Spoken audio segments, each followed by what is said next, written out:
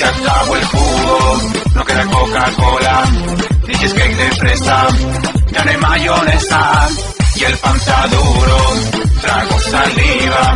¿Y qué hago ahora? Compro en la tienda o me hago el rulo, que el desayuno se joda. Y me voy después a comer una hamburguesa. Y boto el pan duro. Me puedo cambiar, salir a comprar cerca hay un Plaza Vea. Me compro un pan o dos, pero si llevo dos mejor me llevo una docena. Y también comprar algo para tomar, mi garganta está espera. Y se acaba el problema, asunto resuelto, pero da flojera. No hay mantequilla, ni más cocoa. Y en la despensa se acabó el jugo, no queda Coca-Cola, ni cheesecake de fresa, ya no hay mayonesa. Y el pan está duro, y la refrigeradora ya nada está tan helado, y se ha podrido el pescado, huele a caca de toro. Y dime qué hago ahora, todo se ha malogrado después de haberlo pensado. Voy, este está muy oscuro y este no está maduro. Voy,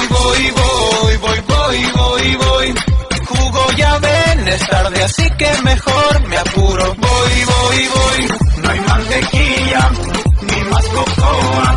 Y en la despensa se acabó el jugo, no queda Coca-Cola, ni cheesecake de fresa, ya no hay mayonesa.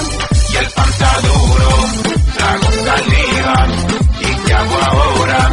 Compro en la tienda o me hago el rulo, que el desayuno se joda. Y me voy después a comer una hamburguesa. Y yo el pan duro. ¿Qué pasó? Otra vez, sorpresa, pató. Y esto nadie lo esperaba, soy yo de nuevo en otra parodia. Y mucho mejor. Consíguete una vida, ay por favor. Y qué mejor que gastar así mis horas. Ya grabé con la disquera, pero el tema se demora. Y es que tengo tiempo libre. ¿Qué hago ahora? Y me sorprendió, lo intenté de todo. Hasta tuve cita con el médico. Lo que padece usted es claro y sin duda con bonitis de cancionitis, pero aguda. Así es la vida del Anda Francisco. Hago una parodia u otra canción para el disco. Y me gusta cómo suena, ya me fui del tema. Y esto me alimenta, corre por mis venas, tranca. Espera un rato.